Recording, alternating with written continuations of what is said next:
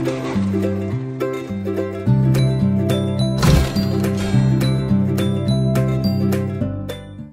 adik-adik. Ya, kita bertemu lagi hari ini. Kita bertemu lagi untuk kita beribadah sekolah minggu secara online. Gimana kabarnya adik-adik hari ini? Pasti semuanya dalam kondisi yang sehat dong. Minggu ini kita masuk ke masa-masa liburan sekolah nih. Teman-teman atau adik-adik yang hari ini udah masuk masa liburan pasti udah punya rencana mau liburan kemana aja. Biasanya liburan kemana aja adik-adik? Ya, mungkin ada yang main ke rumah oma opa, ya ada yang jalan-jalan ke mall. Kemarin mungkin kalau hasil raportnya bagus, belanja dibeliin mainan sama mama papa, atau dibeliin baju baru. Ya, banyak sekali kegiatan-kegiatan ketika mengisi waktu liburan. Tapi adik-adik, ada satu hal yang harus adik-adik ingat, yaitu tetap menjaga protokol kesehatan. Apa aja sih protokol kesehatan itu? Yang pertama, memakai masker. Yang kedua, mencuci tangan. Yang ketiga, menjaga jarak. Jadi ada 3 ya adik-adik untuk kita menjaga protokol kesehatan. Ya, tapi tentu saja satu hal yang paling penting adalah tetap berharap kepada Tuhan Yesus supaya kita tetap diberikan kesehatan. Bukan cuma kita, tapi mama, papa, kakak kita, adik kita, dan keluarga kita semua. Ya, sebelum kita memulai ibadah kita pagi hari ini, kita mau berdoa dulu. Yuk kita arahkan hati kita kepada Tuhan, kita mau berdoa. Tuhan Yesus, terima kasih untuk pagi hari ini karena Engkau telah menolong kami Tuhan, untuk kami boleh bangun pagi, untuk kami boleh bersiap diri Tuhan, untuk menyambut firman-Mu, menyambut ibadah pada pagi hari ini. Kami membuka hati kami Tuhan, kami membuka mulut kami untuk kami bisa memuji Engkau, memuliakan Engkau, kami membuka hati kami untuk kebenaran firman-Mu. Sertai ibadah kami sepanjang hari ini, sertai juga kakak-kakak guru yang akan memimpin kami, sertai kami juga Tuhan.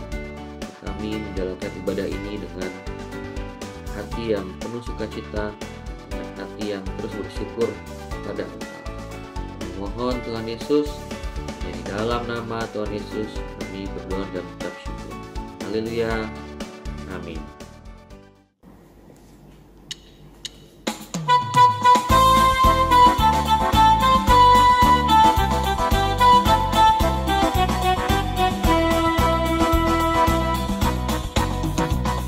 Allah ada di jalanku, bukan menari di dalam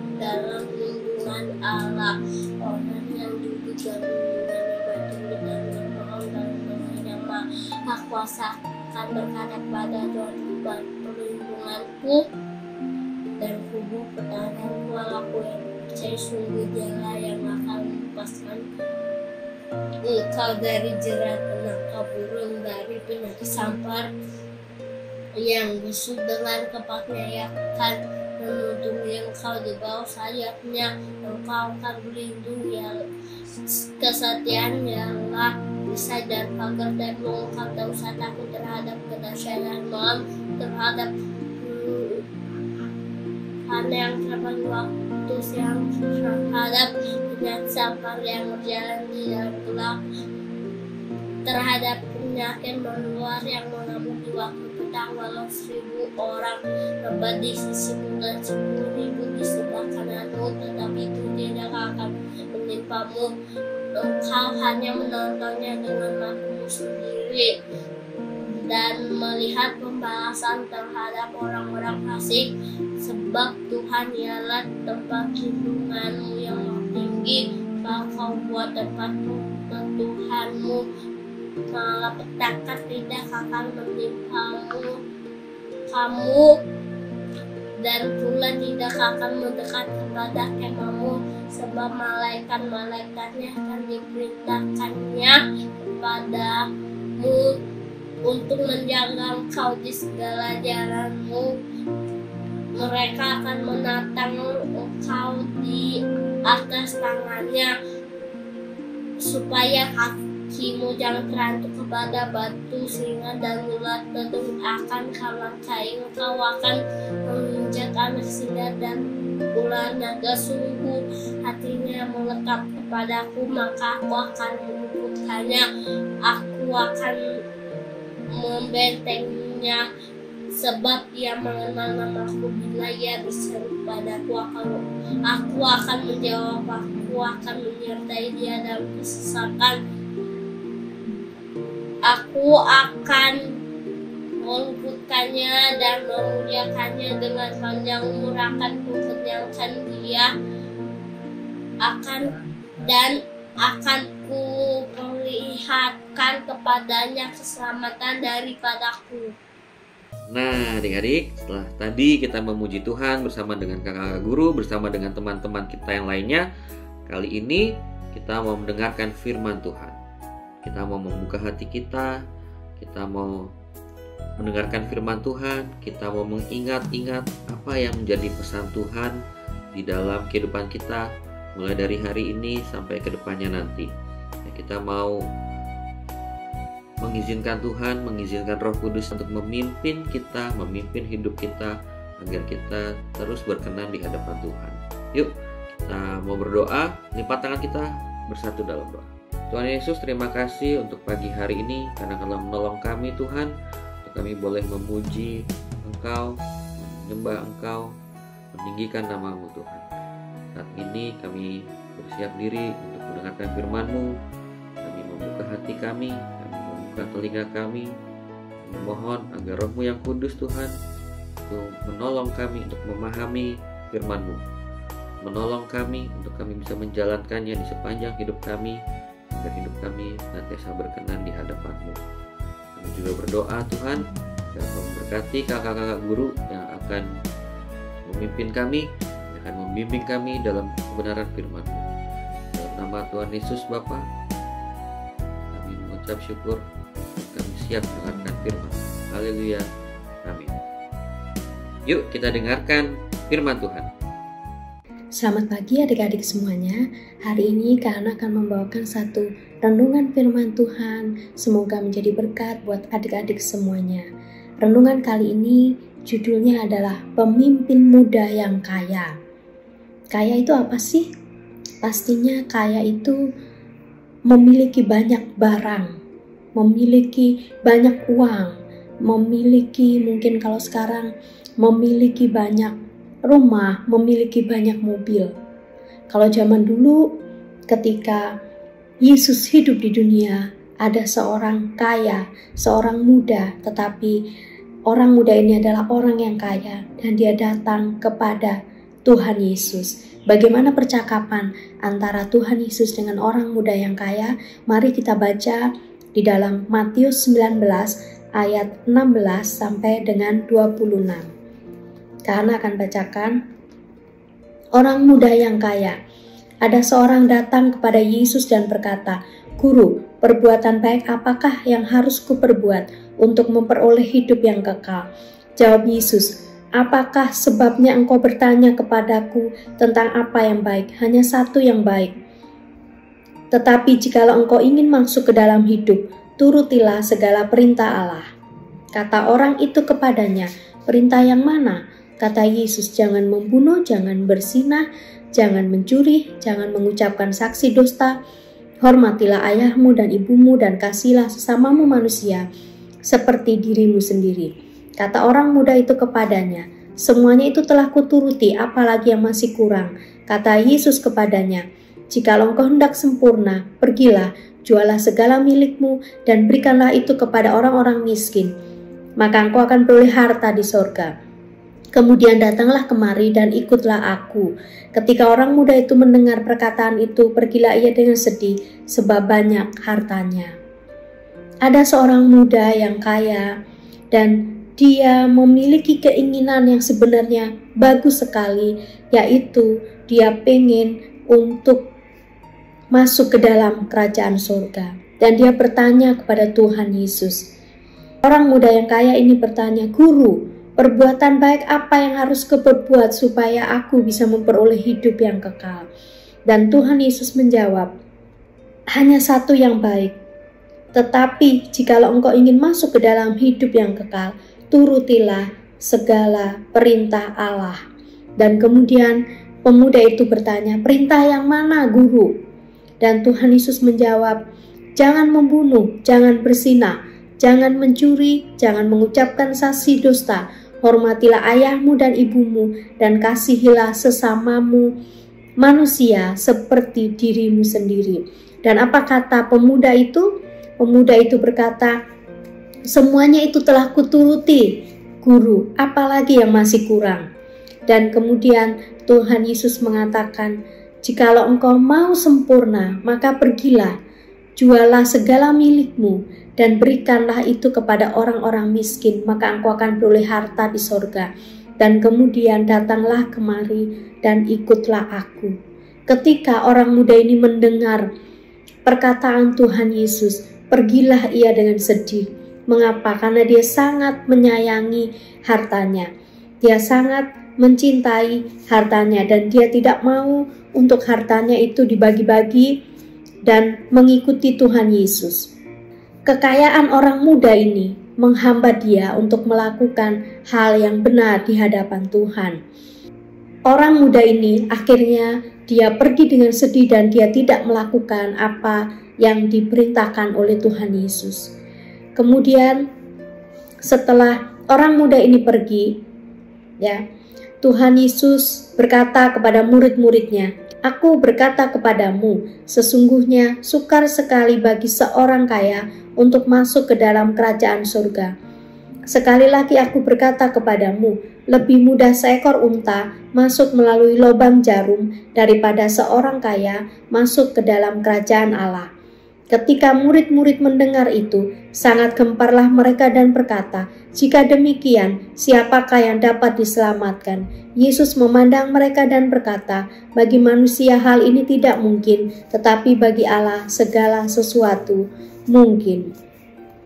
Tuhan Yesus ketika dia melihat seorang muda yang kaya ini akhirnya pergi dan tidak mau untuk berbagi hartanya kepada orang-orang miskin dan mengikuti Tuhan Yesus, kemudian Tuhan berkata kepada murid-muridnya, "Sesungguhnya sukar sekali bagi seorang kaya untuk masuk ke dalam kerajaan surga.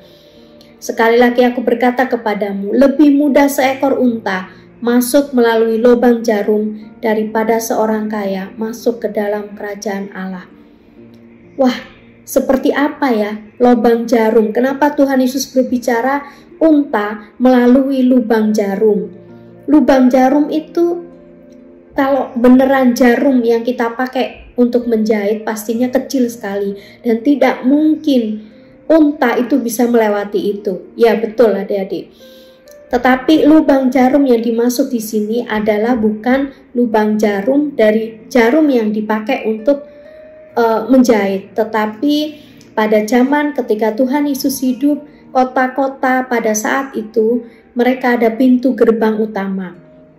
Dan di pintu gerbang utama itu dibuka hanya ketika pagi dan sampai sore hari. Ketika sore hari menjelang malam dan malam hari sampai keesokan harinya, maka pintu gerbang utama itu ditutup dan kemudian hanya diberikan satu pintu celah yang sempit, ya, tidak sebesar yang pintu utama yang bisa banyak orang masuk dan unta juga bisa masuk dengan bebannya juga bisa masuk, tetapi hanya ada satu celah yang kecil di situ, di mana unta kalau dia masuk melalui lubang jarum sekaligus dengan beban di punggungnya, unta itu nggak akan bisa melewati lubang jarum.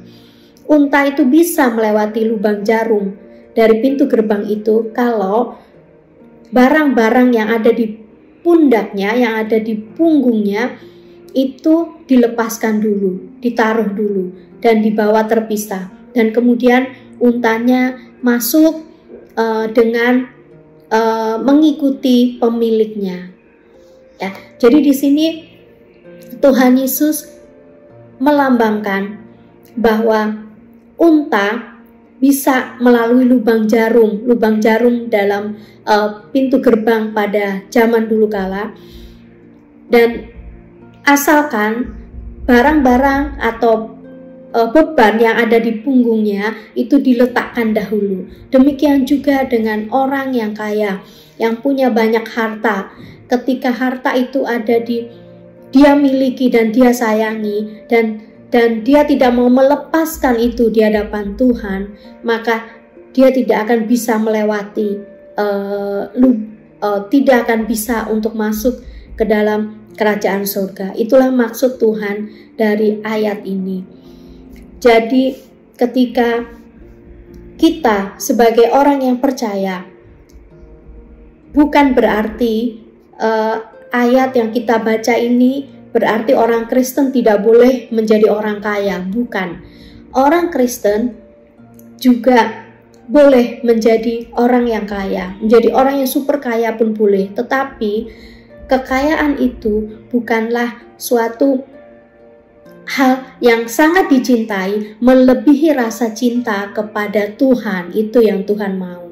Bahwa orang percaya, orang yang sungguh-sungguh mau menyerahkan hidupnya dengan Tuhan, maka yang nomor satu itu adalah Tuhan Yesus sendiri. Yang nomor satu adalah pelayanan, menyenangkan hati Tuhan, melakukan kehendak Tuhan, dan bukan untuk selalu memikirkan harta bendanya dan selalu memikirkan kekayaannya. Itu yang Tuhan mau. Jadi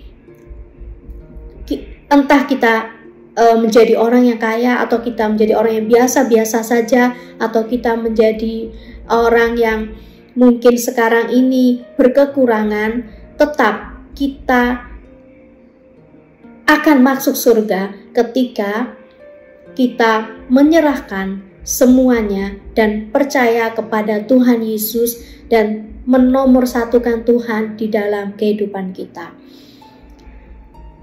Kita yang sudah percaya Tuhan Yesus, baiklah kita hidup menurut firman Tuhan dan berpegang pada perintah-perintah Tuhan. Bagaimana cara adik-adik untuk hidup bagi Yesus? Pastinya adalah melakukan hal-hal yang baik, tidak melakukan hal-hal yang berdosa yang sudah tahu itu tidak boleh dilakukan dan kemudian dilakukan. Tetapi tiap-tiap hari adalah juga bersyukur kepada Tuhan atas semua berkat-berkat Tuhan, dan selalu menjadi orang, menjadi anak yang siap sedia menolong orang lain, baik melalui apa yang kita miliki, apa yang dapat kita bagi kepada teman kita, maupun juga apa yang dapat kita lakukan untuk membantu teman. Misalnya teman tidak dapat tidak mengerti pelajaran, dan kemudian adik-adik membantu teman untuk mengerti pelajaran, itu adalah satu hal yang baik. satu hal yang sesuai dengan firman Tuhan, melakukan hal yang benar di hadapan Tuhan. Pilihan-pilihan yang kita lakukan dalam kehidupan kita itulah yang paling penting. Apapun kondisi kita, marilah kita memilih untuk hidup bagi Tuhan, untuk selalu menomorsatukan Tuhan dalam kehidupan kita. Sekian renungan yang Kak Hana bawakan. Mari adik-adik semuanya, mari kita sama-sama datang kepada Tuhan. Mari kita berdoa. Tuhan Yesus, saat ini kami datang kepadamu, kami mengucap syukur buat anak-anak sekolah minggu yang mendengar akan cerita firman Tuhan. Bagaimana seorang kaya yang dia susah untuk meninggalkan harta bendanya dan susah untuk membaginya kepada orang lain. Kami saat ini rindu Tuhan, dengan apa yang kami punya, dengan apa yang kami miliki, kami mau untuk menjadi berkat buat orang lain. Kami mau menjadi saksimu dengan apa yang kami miliki, dengan apa yang kami punya. Itu kerinduan kami Tuhan. Tuhan, biarlah kami boleh menjadi anak-anak-Mu yang terkasih, menjadi kebanggaan dari orang tua, menjadi kebanggaan sekolah, menjadi kebanggaan guru-guru, karena kami boleh melakukan hal yang benar di hadapan Tuhan. Tuhan, kami serahkan doa ini, kami serahkan semua anak-anak sekolah minggu. Kau berikan kesehatan, Kau berikan juga kepandaian dalam mereka menghadapi segala tugas-tugas di sekolah dan ulangan-ulangan. Dan biarlah anak-anak-Mu boleh mendapatkan pendidikan yang baik, boleh mendapatkan pendidikan yang boleh berguna nanti buat masa depan anak-anak-Mu ini. Tuhan, kami serahkan doa ini dan kami serahkan waktu selanjutnya hanya di dalam nama-Mu kami berdoa, kami mengucap syukur. Amin. Tuhan Yesus memberkati adik-adik semuanya. Oke adik-adik, kita sudah mendengarkan firman Tuhan. Saatnya sekarang kuis. Ya, kuis ini sesuai dengan firman Tuhan tentang anak muda yang kaya. Gampang ya, kakak kasih 3 pertanyaan. Oke, disimak ya adik-adik. Pertanyaan pertama, ya, anak muda yang kaya tadi bertanya kepada Tuhan Yesus, Tuhan, apa ya yang harus saya lakukan supaya saya memperoleh hidup yang kekal? Apa jawab Tuhan Yesus kepada anak muda ini? Tahu dong, ya, kita sudah mendengarkan firman Tuhan tadi bersama-sama, pasti adik-adik bisa menjawabnya.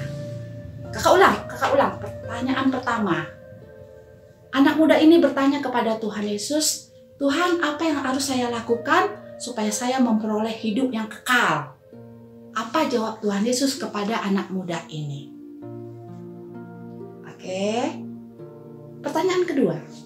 Ya, pertanyaan keduanya ini, setelah dia mendengar apa yang dikatakan Tuhan Yesus tadi, dia pergi dan sedih. Kira-kira kenapa ya adik-adik? Kenapa anak muda ini pergi dan sedih? Ada yang tahu? Ya, itu pertanyaannya. Pertanyaan kedua, kakak ulang. Ya, setelah dia mendengar apa yang dikatakan Tuhan Yesus kepada dia, dia pergi dan sedih. Kira-kira kenapa ya? Kenapa anak muda ini hatinya sedih? Jawab ya. Oke. Yang ketiga, ya, pertanyaan terakhir adik-adik. Ya, firman Tuhan mengajarkan kita untuk lebih titik-titik Tuhan daripada harta dunia. Gampang ya? Kakak ulang pertanyaan ketiga ini, ya. Firman Tuhan tadi mengajarkan kita untuk lebih titik-titik Tuhan daripada harta dunia. Jawab ya tiga-tiganya ya adik-adik. Oke. Dan kakak-kakak, saya masih akan ada hafalan. Lukas 9 ayat 48. Karena yang terkecil di antara kamu sekalian, dialah yang terbesar. Terima kasih, Tuhan Yesus memberkati. Ini Jason pertama akan menghafalkan ayat hafalan diambil dari Lukas 9 ayat 48. Karena yang terkecil di antara kamu sekalian, dialah yang terbesar. Amin. Lukas 9 ayat 48. Karena yang terkecil di antara kamu sekalian, dialah yang terbesar. Terima kasih Tuhan Yesus memberkati. Bye. Oke adik-adik, sekarang kita ayat hafalan ya. Ayat hafalan dibaca, terus yang ikutin ibadah online direkam, terus kirimkan kepada kakak-kakaknya. Ayat hafalannya di Yosua 24 ayat 15.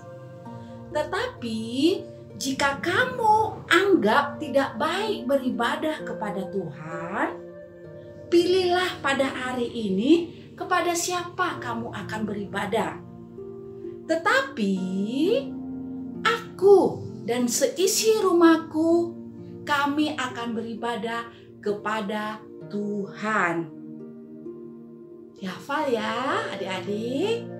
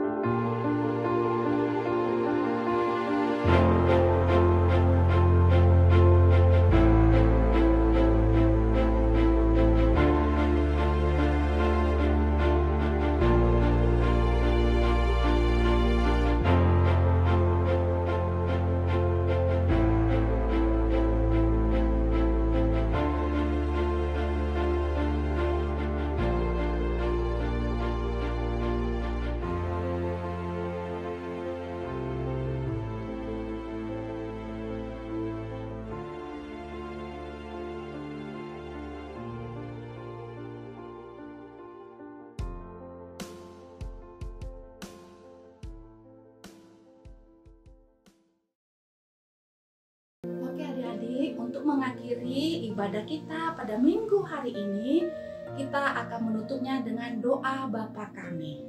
Yuk adik-adik, kita sama-sama lipat tangannya, tutup matanya, kita berdoa. Bapa kami yang di surga, dikuduskanlah namamu, datanglah kerajaanmu, jadilah kehendak-mu di bumi seperti di surga. Berilah kami pada hari ini makanan kami yang secukupnya, dan ampunilah akan kesalahan kami, seperti kami juga telah mengampuni orang yang bersalah kepada kami. Dan janganlah membawa kami ke dalam pencobaan, tetapi lepaskanlah kami daripada yang jahat. Karena Engkau yang punya kerajaan, dan kuasa, dan kemuliaan, sampai selama-lamanya. Amin. Tuhan Yesus berkati adik-adik semuanya. God bless you.